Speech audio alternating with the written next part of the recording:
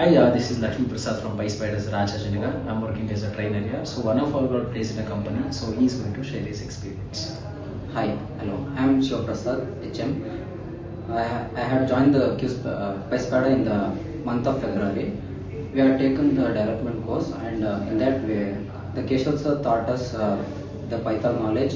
He gave the complete knowledge from the scratch, and the aptitude was held by the Silva sir. He taught us to do all the problems which would be helpful for the interviews to crack it, and the Django was taken by the Alexa. He taught us from the scratch, which could not able to train by any other institute like this, so that it would help a lot for us.